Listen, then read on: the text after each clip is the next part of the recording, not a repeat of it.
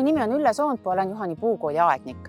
Oleme täna tulnud puukooli põllule, et rääkida Raberemmelgas bullatast, mida rahvas tunneb kerapajuna.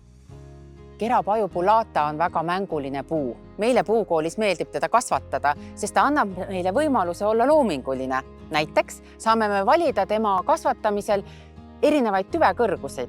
Kui tahame, kasvatame teda 100-120 cm tüvega, aga võime kasvatada teda ka sellise taimena, kus on 50 cm tüvi. Kerapaju võiks nimetada ka Põhjamaade oliivipuuks. Miks?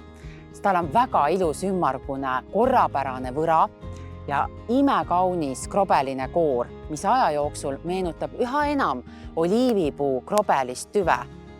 Ja kui juurde mõelda ka tema lehestik, mis on kergelt hõbedase varjundiga, siis võimegi öelda, et tegemist on Põhjamaade oliivipuuga. Põhjamaade oliivipuuks võime kerapaju nimetada juba ka selle tõttu, et ta on täiesti külmakindel ja väga vastupidav. Haljastuses tänuväärne taim, mis nõuab vähe hoolt. Te võite istutada ta niiskesse pinnasesse, kus ta tunneb ennast kõige paremini. Tiigijääred, kaldapealsed, niisked kasvukohad, aga saab ilusti hakkama ka tavalises aiamullas või ka isegi natuke kuivemas kasvukohas. Hooldustest enamasti lõikamist ta ei vaja.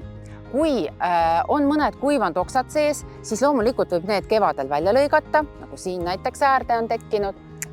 Aga kui võrakuju mingil põhjusel ei rahulda teid, siis lihtne lõikus. Võtate kinni ja teete ühe käärilõikega ühtlased tagasilõikused. Võite selleks vabalt kasutada ka hekisaage.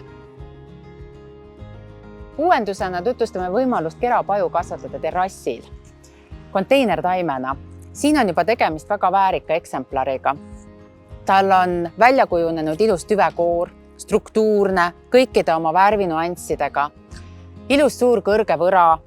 Kohe terrassile pannes annab ta efekti, tal on välimust, tal on kõrgust, ta annab varju.